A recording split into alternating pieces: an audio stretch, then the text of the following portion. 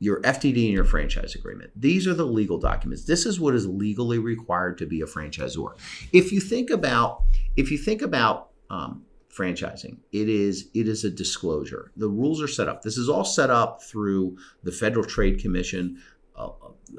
Congress passed some laws back in the 70s. There were people running around who were just charging people any kind of fee, and it was the Wild West. Hey, give me 30 grand and I'll teach you how to do the business. And, it started getting a little kind of wonky and people were taking advantage of people. So the government stepped in. First, some state governments stepped in, which is actually the remnants of what we have here, the state registration maps. So the state government said, the big, more regulatory prone states, New York, Illinois, California, and said, hey, we don't really like what's going on here.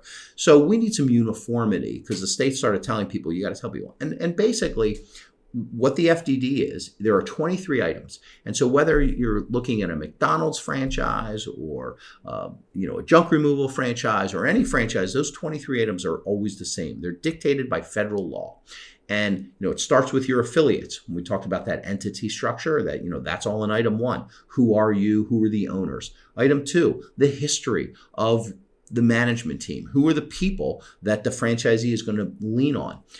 Number 3, litigation. Has there been anything, have you been sued for fraud and securities fraud? And number 4, bankruptcy. Have any of the principals gone bankruptcy? And hey, this is America. You have a chance to reboot. And so that's okay. You can disclose it. Maybe someone went through a divorce. Maybe they had a business that failed. That doesn't scare me so much, because the reality is, as a franchisee, you are buying into the learning of the franchisor and their management team, including their mistakes, all the scar tissue, all the things that they did that they wouldn't do today are where you're at. So the FDD is this disclosure document. If you've ever owned a stock and a bank, and they send you these notices and all these things you get in the mail and you just end up tossing them. Well, the FDD is something that people should read, because these are notices that the government says, hey, you need these 23 items to tell people, to level the information playing field.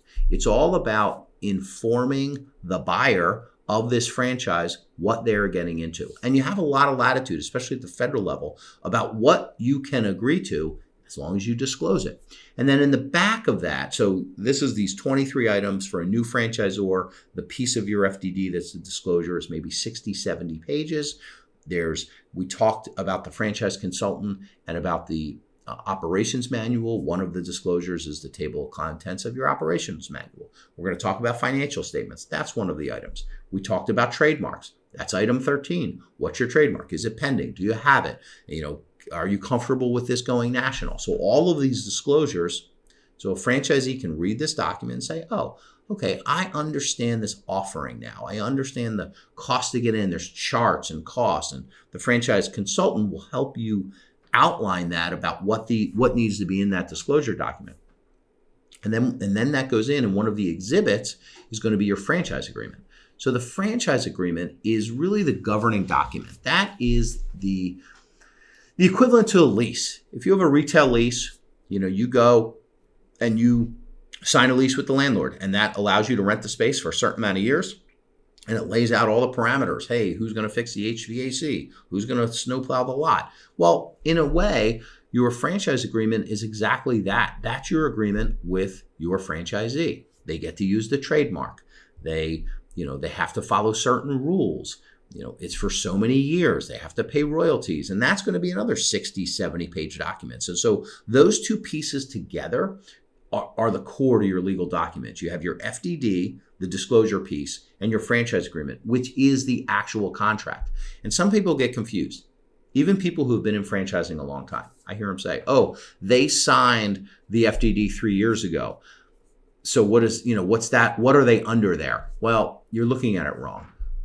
You gave them the FDD, which was a picture in time. So a new FDD is obviously the picture in time of your opening. 1 year later, you're going to have to update your FDD.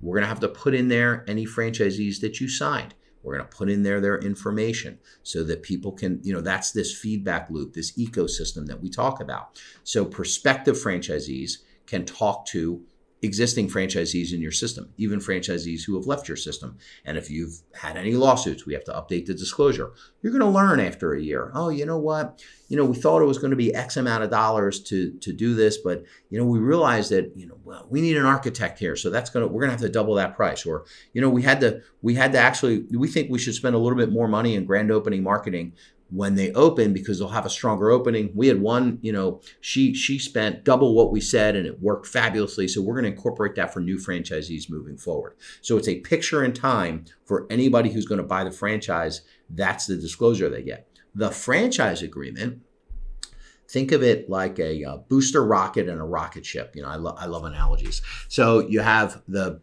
FDD is the booster rocket. The FDD pushes the agreement into orbit, so to speak. And then they sign the franchise agreement. And once they sign the franchise agreement, the FDD burns off because they use that information to evaluate the franchise agreement. Then they sign the franchise agreement. Now you're locked into this contract. It's essentially a licensing agreement about they're licensing your trademark, and the three-legged stool of franchising is charging them a fee, use of your name, and then telling them an assistance and operating assistance of how to do.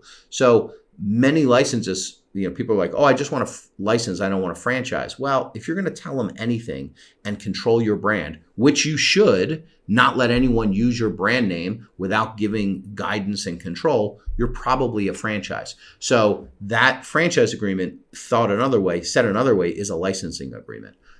All franchise agreements are licensing agreements. Not all licensing agreements are franchise agreements. So they sign the franchise agreement, and then that's what's going to dictate the relationship. That's what our job is.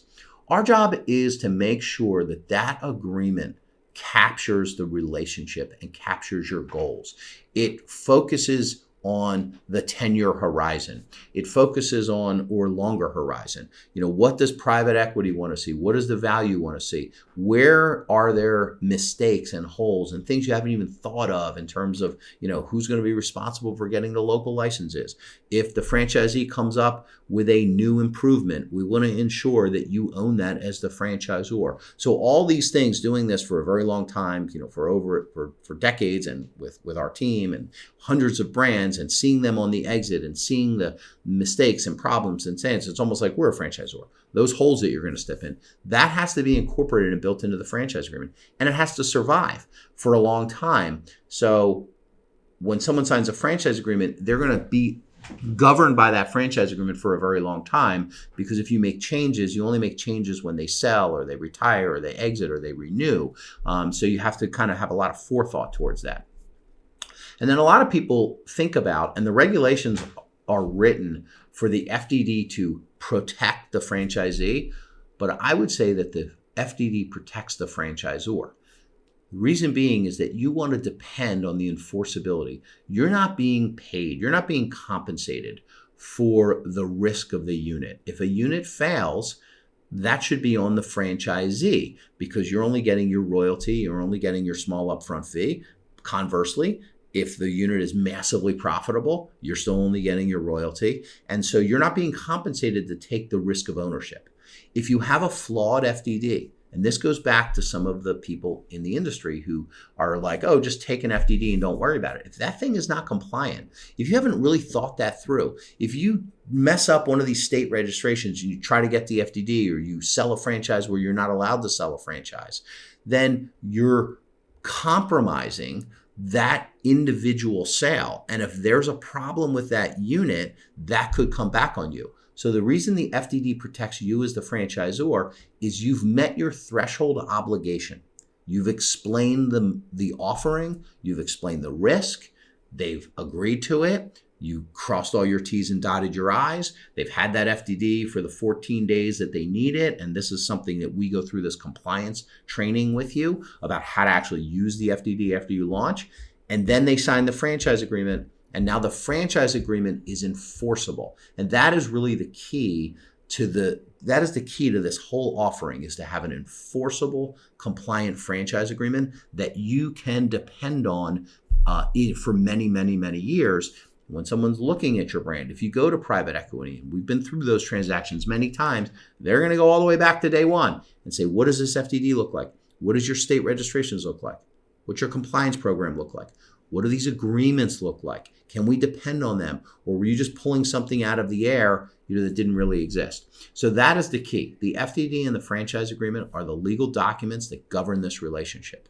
And the reason franchisors are so valuable is the reason that they're valued similar to software companies is really, it is very analogous to software. It is very similar. You build something, you get it right.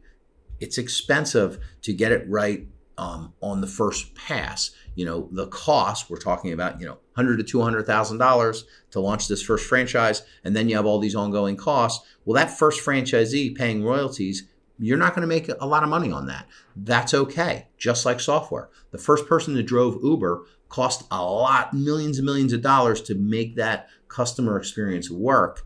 It's the incremental profits of why software is valued so much. Same thing with franchising. Your first couple of years, you're probably going to be depending on that, step one, creating profitable business to pay your bills as you invest in the franchise and you get this thing going. And then long term is when you're going to get the payback. Long term, you're going to get the payback because the incremental cost, the first, when you open your 11th franchise unit, it's going to be more efficient, less expensive than opening your 10th. Your 12th, more efficient, less expensive than your 11th. And that is the value of franchising. I used to work for a national franchisor.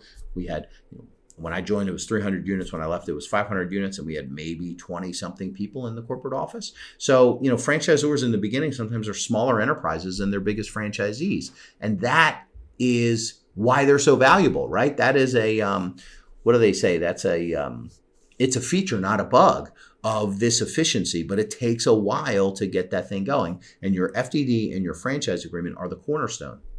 You're an intellectual property company. You're no longer making hamburgers. You're no longer picking up junk or cleaning roofs. You are cleaning gutters. You are an intellectual property company. That's the journey of being a franchisor.